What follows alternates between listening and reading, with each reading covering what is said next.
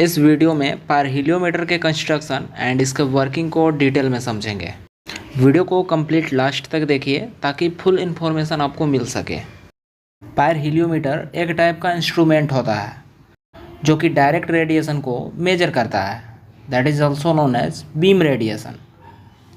सन से प्रोड्यूस होने वाला हीट एनर्जी इलेक्ट्रोमैग्नेटिक रेडिएशन के फॉर्म में अर्थ पर आती है। जो सोलर रेडिएशन डायरेक्टली अर्थ पर आती है उसको डायरेक्ट और बीम रेडिएशन बोलते हैं। सो डायरेक्ट सोलर रेडिएशन के इंटेंसिटी को मेजर करने के लिए पारहेलियोमीटर का यूज किया जाता है। इस इंस्ट्रूमेंट में ट्रैकिंग मैकेनिज्म लगा हुआ रहता है जो कि सन को कंटिन्यू ट्रैक करता है। पारहेलियोमीटर का use specially weather monitoring and climatological purpose के लिए किया जाता है। इसके रिस्पॉन्सिव वेवलेंथ बैंड का जो रेंज है वो 280 नैनोमीटर टू 3000 नैनोमीटर होता है।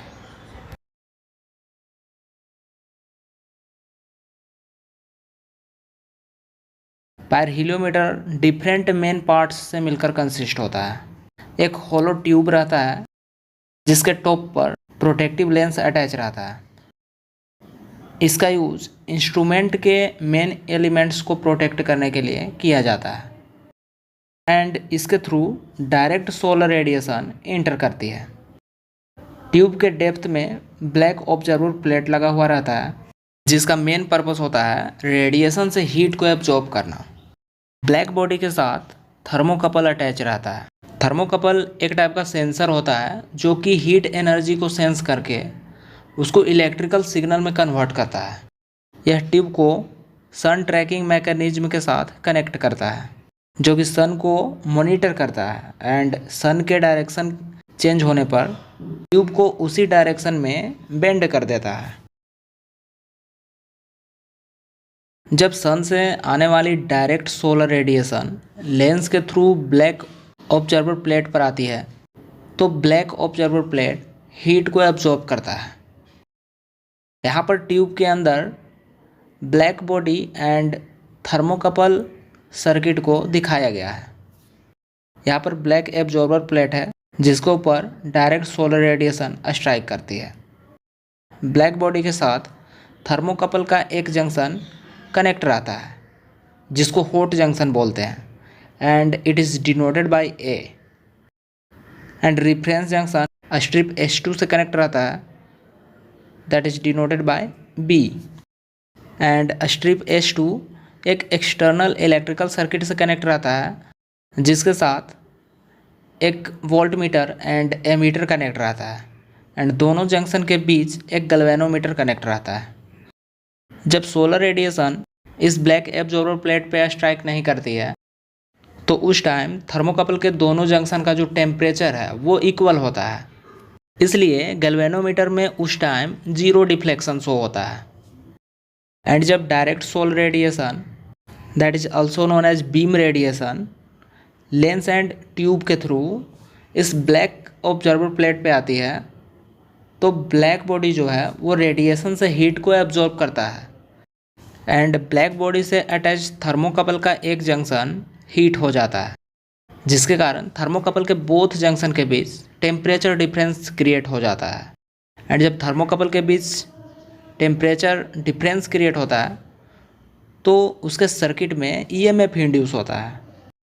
जब EMF इंड्यूस होता है तो गैल्वेनोमीटर में डिफ्लेक्शन शो होता है एंड जब स्ट्रिप 2 से कनेक्टेड स्विच को ऑन करते हैं तो उस इलेक्ट्रिकल सर्किट में करंट फ्लो करती है एंड उस सर्किट में connect voltmeter and ammeter के हेल्प से करंट एंड वोल्टेज के वैल्यू को मेजर कर लेते हैं एंड उस इलेक्ट्रिकल वैल्यूज़ के हेल्प से डायरेक्ट सोलर रेडिएशन के इंटेंसिटी को कैलकुलेट करते हैं।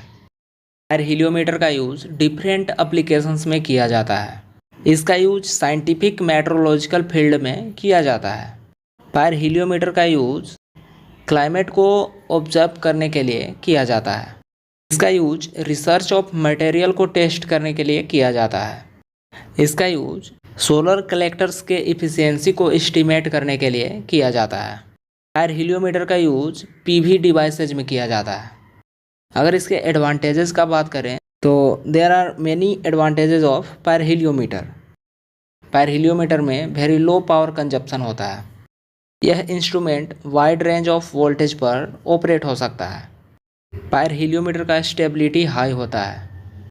इसका कंस्ट्रक्शन सिंपल एंड रोबस्ट होता है। इसमें सन ट्रैकिंग मैकेनिज्म लगा हुआ रहता है, जिसके हेल्प से सन के डायरेक्शन के अकॉर्डिंग इस इंस्ट्रूमेंट का डायरेक्शन चेंज हो जाता है। इसका साइज मॉडरेट होता है, इसलिए इसको हम लोग एक जगह से दूसरे जगह ईजिली शिफ्ट कर सकते हैं। इसको बनाने के लिए हाई क्वालिटी मटेरियल का यूज़ किया जाता है, जिसके कारण इसका डैमेज होने का चांस बहुत कम रहता है। पायरहिलियोमीटर वेरी हाई टेम्परेचर पर भी ऑपरेट हो सकता है। इसका मेन डिसएडवांटेज यह है कि इसके हेल्प से हम लोग केवल डायरेक्ट सोलर रेडिएशन को ही मेजर कर सकते हैं, जिसको बीम रेडिएशन भी बोलते हैं। जबकि पायरोनोमीटर में direct and diffuse both radiation को हम लोग मेजर कर सकते हैं। What is global solar radiation? Sun radiation का आउटपुट वेवलेंथ 0.15 टू 4.0 म्यूएम होता है, जिसको सोलर स्पेक्ट्रम बोलते हैं। अर्थ पर सन के रेडिएशन मेजरमेंट को ग्लोबल सोलर रेडिएशन बोलते हैं। ग्लोबल सोलर रेडिएशन में direct and diffuse both radiation include रहता है।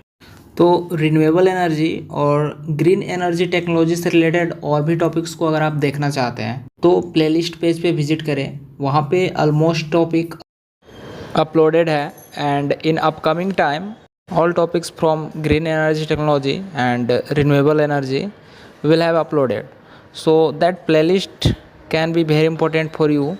So watch the different videos as well as share with your classmates.